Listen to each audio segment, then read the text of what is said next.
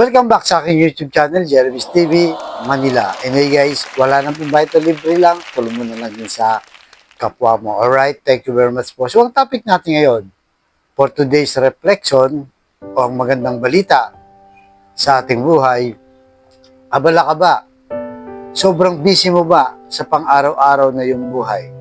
Alam naman po natin ngayon, sa sobrang bilis ng panahon, di ba? Talagang lahat ay abalang-abala.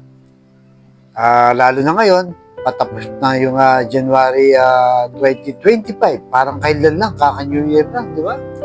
At marami pang bagay, negosyo mo, abala ka, di ba? Sa karir mo, abala ka, at kung ano pang mga pinagkakabalan mo dyan. Wala na pong masama kung lagi kang abala, lalo pa, di ba? Kung kailangan mo naman yan. Pero ang tanong, nakakabuti ba yan sa'yo? O may presensya ba ng Diyos yung ginagawa mo? So, yung eksena ng ating babasahin sa Biblia, itong si Marta, ang kanyang kapatid na si Maria, na ang kanilang kapatid ay si Lazarus, di ba, na namatay at muling binuhay ng ating Panginoong Yesus. Nung dumalaw ang ating Panginoong Yesus sa kanilang bahay, itong si Marta, di ba, aligaga siya. Siyempre, dahil may bisita, alam naman po natin, kahit tayo mga Pilipino, di ba? Pag may bisita, busy ka, talagang inaasikaso mo. Di ba? Yung pagkain, yung mga gamit sa bahay, kailangan talagang hindi mo sila pinababayaan kasi bisita mo nga yun, di ba?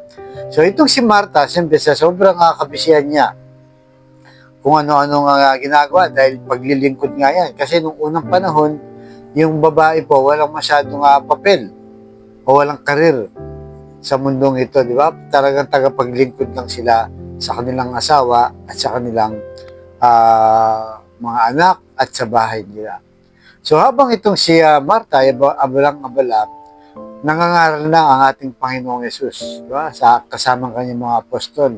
At itong si Maria, di ba? Na kapatid ni Marta ay umupo lang. Tapos nakikinig lang sa mga sinasabi ng ating Panginoong Yesus. Nangangaral siya nung time na yun kasama ng kanyang mga apostol at sa mga taong nandun. Ngayon itong si Marta, nakita niya nga, yung kapatid ko, di ba, pagod na ako.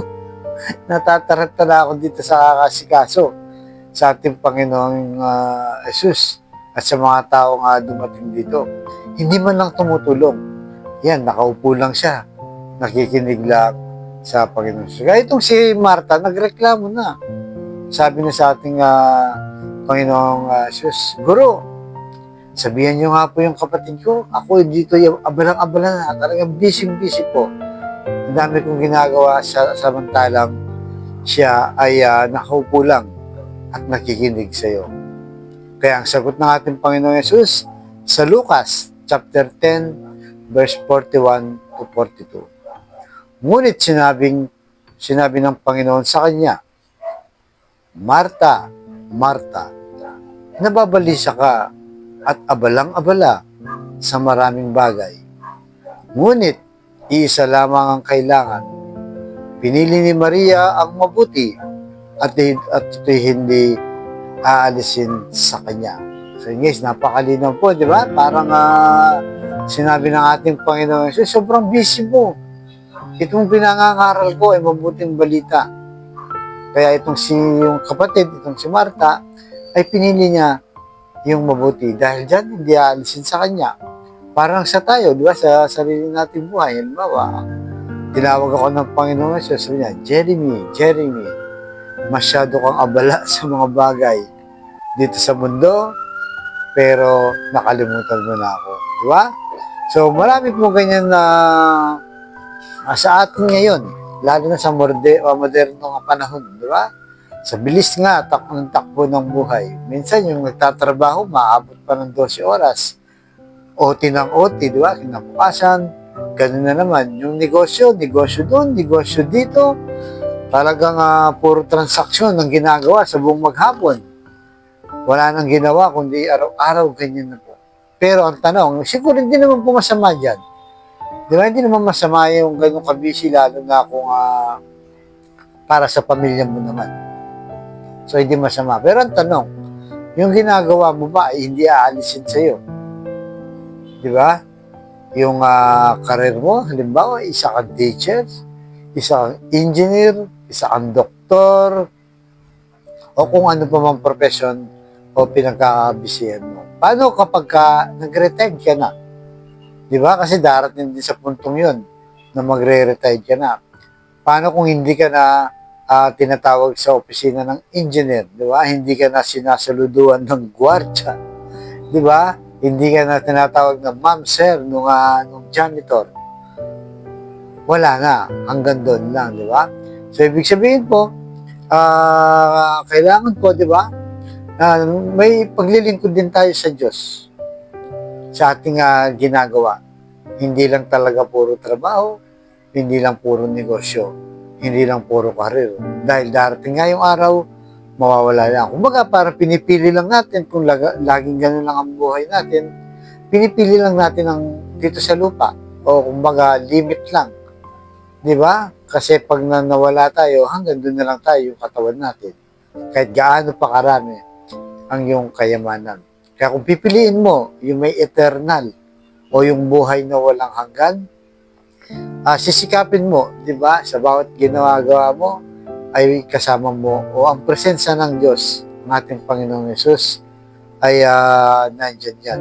Di ba? Kaya napakahalaga po na may presensya ang ating Panginoong Yesus sa ating mga ginagawa. Sikapin po natin, di ba? Para hindi lang panlupa yung ating ginagawa dito sa mundo. Dahil alam po natin lahat, ang lahat ay may hangganan. Pero yung buhay na walang hanggan, kaya nga walang hanggan, forever siya, ang pinangako ng ating Panginoong Yesus. Kaya po ang lagi nating lagay sa ating isipan, yung presensya sa bawat ginagawa ng ating buhay ay nandyan ang Diyos. So tayo manalangin. Lord, i-bless niyo po ang kapatid namin nanonood sa aking vlog na malubhan po ang karamdaman. Stage 4 cancer na, Lord. Tinaningan na rin po ang kanyang buhay. Ipuhin niyo po ng iyong mapagpagaling na kamay. Haplusin niyo po. Tanggalin ang kanyang karamdaman. Alam naman po namin na walang imposible sa iyo kung iyong loloobin. At ganoon din po sa pamilyang nasisira o ng kawatak-watak dahil sa hindi pagkakaunawaan, dahil sa inggitan, dahil sa taas ng pride at kulang sa pangunawa. Ipuhin niyo po ng kanilang puso na maging mapagkumbaba, mapagpatawad, at mapagpasensya sa kanilang pamilya. At higit sa lahat, yung pagmamahal sa bawat miyembro ng pamilya. Pagbigis-bigisin niyo po muli ang mga nasisira na pamilya. Ganon din po sa financial, Lord, na kailangan po namin lahat.